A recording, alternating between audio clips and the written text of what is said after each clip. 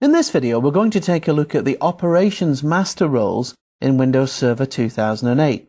There are 5 operational master roles. Some work at the forest functional level and some work at the domain functional level. Let's go have a look at some of these. So I'm going to go into Server Manager here. I'm expanding my roles and I'm going into Active Directory Domain Services. Now, if I just expand this a little bit, if I right-click my domain, and you can see that in here I've got operations masters. So these are operations masters that work at the domain level. So there are 5 functional roles. There is the RID master, or relative identifier master, and this is responsible for, let's say, dishing out groups of SIDs or security identifiers. We've got the PDC, or primary domain controller emulator, and again this was used, really, you can see, for pre-Windows 2000 clients. So again, it's not absolutely critical. It used to also be responsible for the replication, or helping with the replication, of group policies, and also the Windows Time Service. That's slightly changed now in 2008. Also, we've got the infrastructure master, and the infrastructure master again just maintains the consistency of objects in the database. So it's a little bit like looking at Windows Explorer and seeing the structure of your file system. So you might, for example, see all the folders and the actual structure, but not necessarily all the objects. Also here you can see that you've got the operations master options here. So you can see it shows you which machines currently hold the operations master role. And again, I now have the option to transfer or change these roles. So when you first install Windows Server 2008, what happens is that basically all the roles go into one machine, aka all the eggs go into one basket. So it's quite a good thing to maybe, if you've got multiple machines, maybe just transfer these roles and just kind of make them available in different machines. Again, this is quite good for kind of load balancing them. I'm just going to click on close there. So that's the 3 kind of domain functional levels. If I just now switch over to Active Directory Domains and Trusts, we also have another option here as well. So, and again, I'm just right-clicking the root here, and I'm going into Operations Masters. Okay, so again here we can now see that we have the Domain Naming Master. So the Domain Naming Master, again, if this machine went down, I would not be able to add any child domains to Active Directory. But again, I've got the opportunity to change that if I wish, and I'll come back to that in a moment. Now, the one role that is missing, of course, is the Schema Master. You'll notice that the Schema Master is not visible. So what I want to do is I want to make this available. And to do this, I simply go into the Run command, and you can type in this little command, because by default, the schema editor is hidden. So all I need to do is start Run and go into reg svr32 schemamanagement.dll. So if I click OK, and you can see that that's now been successful, all I do now is I'm just going to open up a blank MMC. Of course, this is not the Active Directory editor. What I want to do is actually look at the schema. So to do this, I simply go into File, Add Remove Snap-in. Okay, and you can now see that if I just drag that over a little bit, that I now have access to the Active Directory schema, and I can just bring this across and click OK. So let's have a look at this. So in here, we can first of all see that you've got a number of classes of objects and, of course, attributes. So, of course, the objects in Active Directory, all objects, you might have object classes. So, for example, here you can see the computer class, and within here, you can see the attributes associated with that computer class. Again, with the likes of users. So, again, we'll have an object called users. So you might have first name, last name, email address, and so on. So to actually view the schema, again, all I do now is right-click the root, and again, I have this Operations Master option here. I click on this, and now you can see I can now view the Schema Master.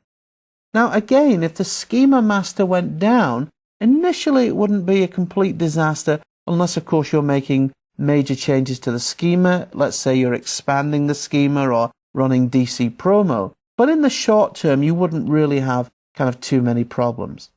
So the FSMO role is currently being held on ST1 on this machine.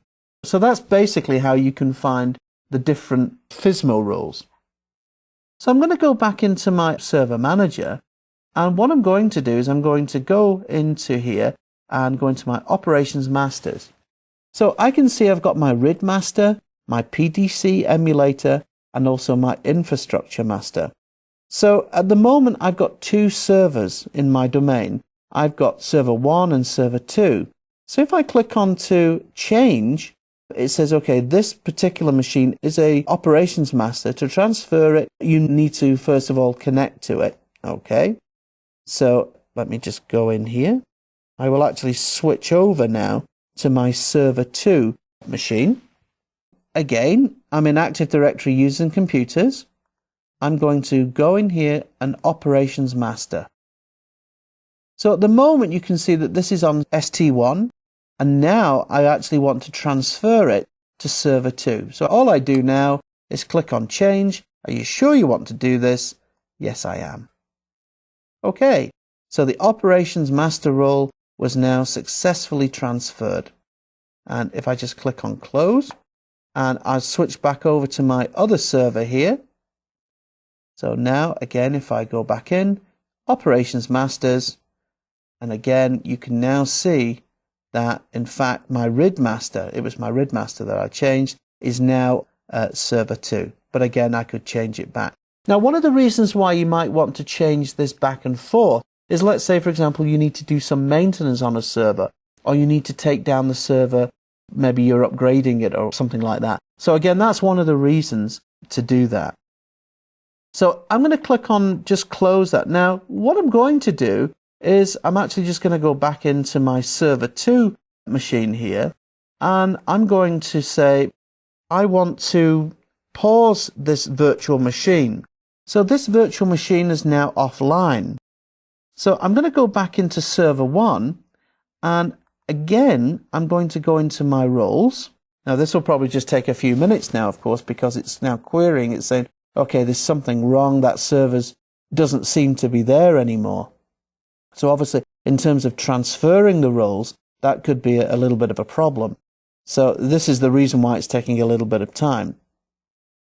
Okay, so what's come up now is obviously the other server 2. You can see I've paused this virtual machine. So in server 1, we can see that we're now getting an error. So the operations master, the RID master, is no longer available.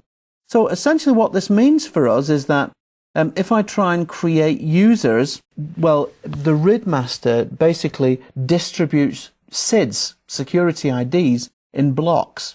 So in the short term, it wouldn't really be a problem, but in the long term, it would be quite a problem. So one of the things that we can do here is we have the option to, if I click on change, and it says, are you sure you want to transfer the operations master? Essentially what I'm doing here is I'm seizing the master role here.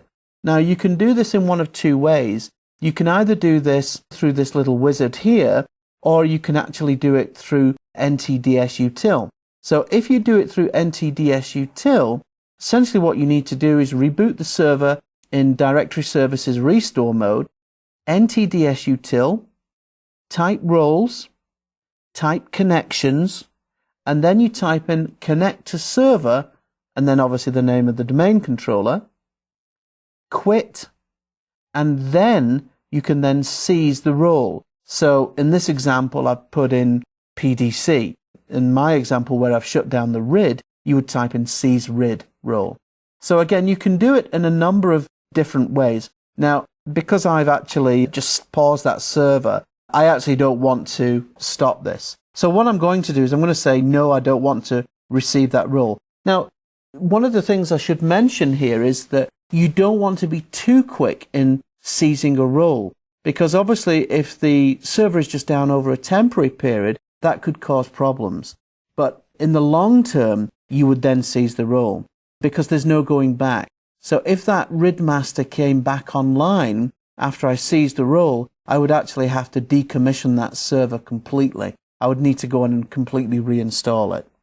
So again, that's something that I don't want to do. So there you go. That's just a little bit about how to transfer, and I'm just going to bring up the server again, how to transfer and seize master roles in Windows Server. And you can see that I'm also getting an error message here as well. It's indicating obviously that Active Directory had an issue. It's going to show me that there was a problem with that. Okay, so it's showing me that the master roles were unavailable. So now, of course, because that role's now come back, I could then go back in and do operations masters, and you can now see that that role is back up and everything's fine. So there you have it, transferring and seizing roles in Windows Server 2008.